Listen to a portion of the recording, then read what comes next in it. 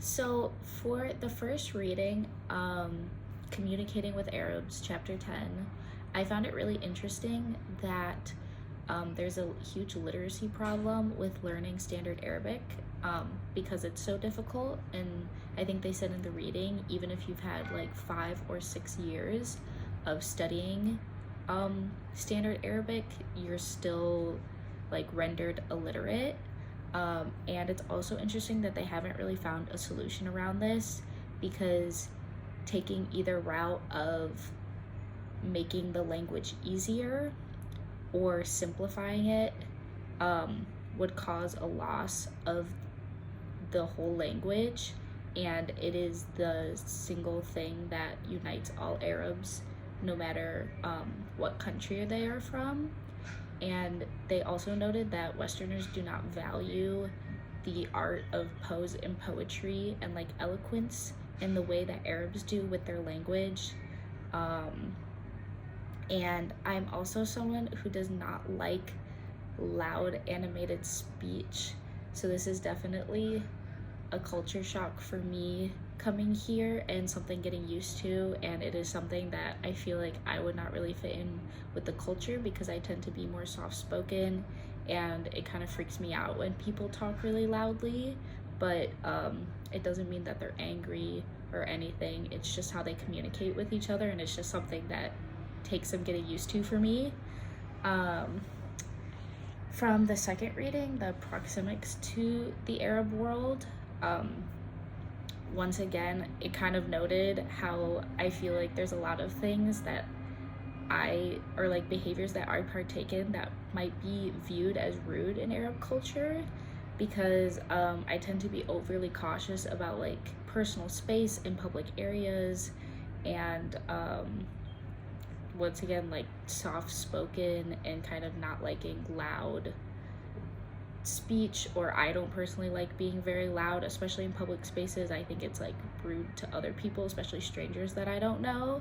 But they made a point about how in public spaces, it is public space. There is no privacy, there is no personal space, which does make sense. It's just something very different from at home. I feel like at home we always try to like scooch over or make sure that like you're not touching anyone in public transportation or out on the street, or like it's always like moved to the side, which you still do here, but it's not like as offensive if you're in someone else's space. And making eye contact is also a struggle for me. I have noticed that they do make a lot of eye contact here while talking, and I've also noticed that I tend to avoid eye contact, especially when I'm uncomfortable in like talking to strangers, because that's not something that comes as naturally to me. So that is also something that is considered more rude or like unknown in this culture.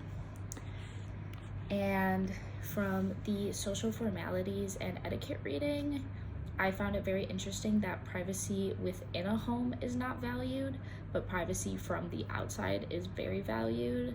So anything in the home is considered like everyone's space. In the family, there is no real privacy, but from the outside, their homes are very like walled and like doored and protected. And like if you're invited in, you're only invited into the space where they invite you in, where I feel like in like America or like where I'm from, I feel like when people invite you over, they're like whole house tour, and like they want to show off like every room in their house, or it's kind of like I want to show you all of my stuff and that kind of thing. It's kind of showing off, where here I think they find it more rude to show off and they want to be more hospitable and generous. And I just, from the readings I've gathered, there's just like a lot of rules for social culture. But I think we also have a lot of rules for social culture. They're just different. So these rules seem like there's a lot and like they're very different, but it's probably the same as someone coming to America and not knowing the social etiquette. So, and then learning from the reading, learning the Arabic language. It was kind of nice to read that people are very flattered when you try to speak Arabic with them, because I feel kind of bad that I'm not able to speak much at all, but that kind of encourages me more to try to use the few phrases that I do know, because I know that it's appreciated and not like looked down upon or like gonna be made fun of in most cases, especially even if it's wrong, just because they love their language so much. So it's nice to hear other people trying to speak it even if they don't know it as well. And they also mentioned that like the language is a Semitic language, and it's based on like the root and pattern system, which is extremely confusing to me. It makes sense why Arabic is such a hard language to learn, and I don't know if I could ever learn it actually, but it is a very like beautiful language to listen to, but it does seem extremely hard, and from our language lessons too, to actually like understand or like even just pronounce the words and phrases.